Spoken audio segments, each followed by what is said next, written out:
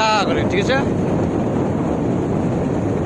তখন ওটা খারাপ রাস্তা না, আমি করবো মোবাইল আমার আমি গাড়ি দুই পালাই, গাড়ি উঠে না, 3 নাম্বার 2 নাম্বারে উঠে না, 1 নাম্বার লাগাই, 3 নাম্বার লাগাই উঠতেছে। কি কাণ্ড!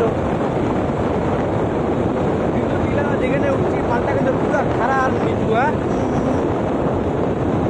আমি আপনার ব্রেক না ভাই, এরকম গিটালি লাগাইছি ভাই।